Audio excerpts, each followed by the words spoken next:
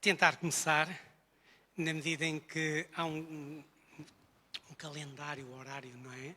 E, portanto, para não fazer perder muito tempo. Quando fui contactado pela Junta de Freguesia de Alvalade para, enfim, participarmos nesta belíssima iniciativa, e como se tratava de Lídia Jorge, achei que lhes devia propor um momento musical de música no feminino. E música no feminino por várias razões. Primeiro, porque a música é essencialmente feminina. A maioria dos compositores tem uma enorme alma feminina. Estou a falar dos grandes compositores. Até porque a maioria deles concebem a obra, germinam a obra, têm-na no cérebro e depois passam para a pauta. É como germinar um filho. E achei que não havia nada melhor do que compositores franceses. Explicarei a seguir porquê. Como o tempo que tenho é diminuto, não me posso alongar. Então, este nosso encontro vai ter a companhia de dois dos mais ilustres compositores franceses que viveram grande parte das suas vidas em Paris, rendidos ao encanto e ao glamour que a cidade lhes oferecia. Gabriel Fauré e Claude Debussy. Fauré nasceu a 2 de maio de 1845 e faleceu em novembro de 1924. É um dos representantes do romantismo. Foi muito influenciado pelo poeta Paul-Marie Verlaine, um dos maiores poetas do simbolismo francês. Paralelamente à influência da poesia, o amor e a paixão marcaram a vida de Fauré. Aliás, um dos elementos que mais estimulou a criatividade dos músicos do final do século XIX e início do século XX, para além dos escritores e dos pintores, foi precisamente a tempestade amorosa que vivia dentro deles e que era o motor da sua vitalidade, quer na tristeza, quer na felicidade. O tempo que temos não me permite alongar em comentários, como eu bem gostaria, pelo que vamos passar diretamente à música. A Suite Dolly, Opus 56, de Gabriel Fauré, é uma pequena obra composta por 6 pequenas peças, do qual iremos ouvir 2 delas.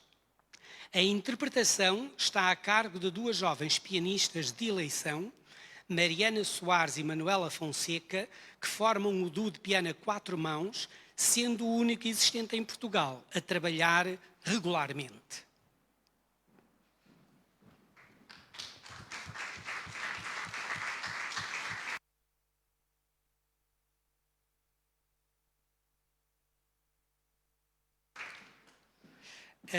Só uma pequena nota antes de comentar os 2 andamentos da suíte.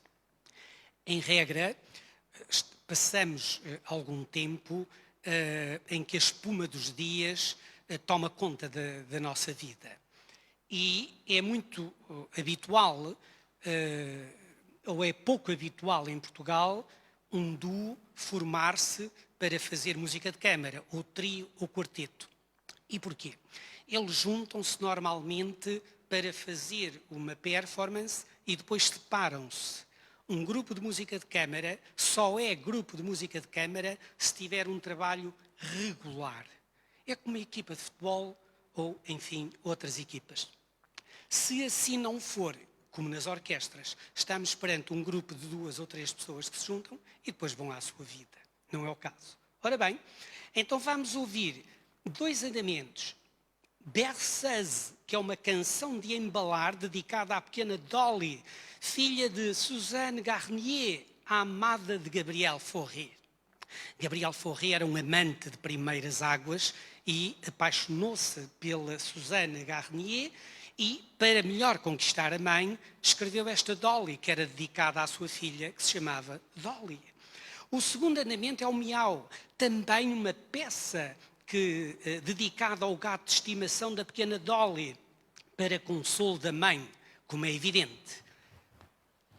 Então, passamos diretamente à interpretação dos 2 andamentos da suíte Dolly, de Gabriel Fauré.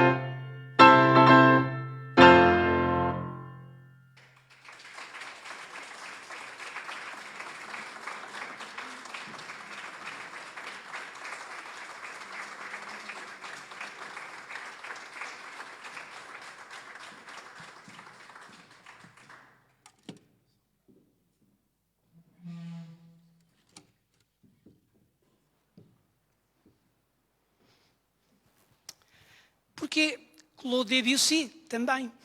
Ora bem, nasceu em agosto de 1862 e morreu em março de 1918.